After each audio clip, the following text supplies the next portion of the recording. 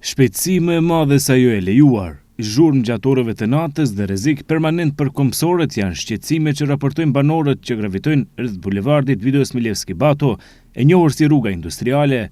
Pavarësisht apeleve dhe shqetësimeve nga ana e qytetarëve, kjo rrugë vazhdon të mbetet një nga pjesët më të rrezikshme në qytetin e Tetovës.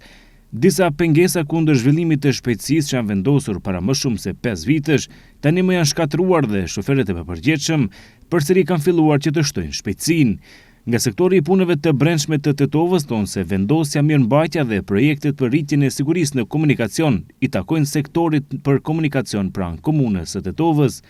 Zëdhënësi i policisë së Tetovës Fatmir Rexhepi thotë se policia merr vendim apo jep pëlqim për vendosjen e pengesave kundër zhvillimit të shpejtësisë në bazë të kërkesave që bëhen nga komuna.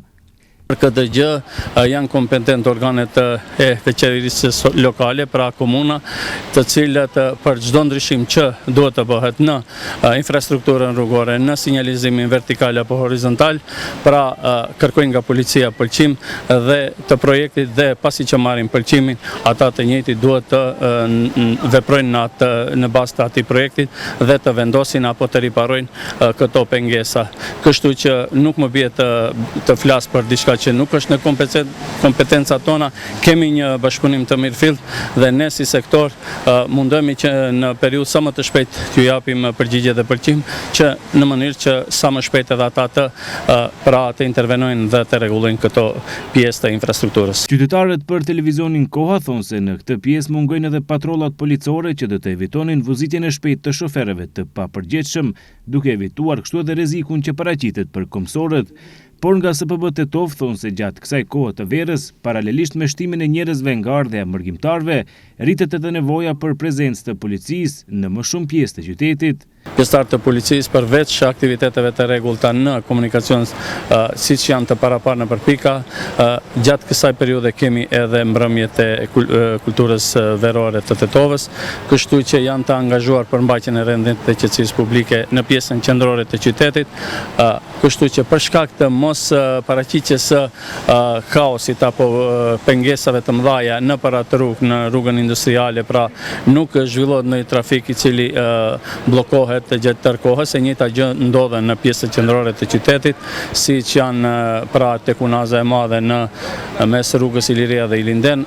pra rruga JNA e kështu me radhë, sepse këtu janë të përqendruar edhe mbajtja e verës kulturës tetovare, edhe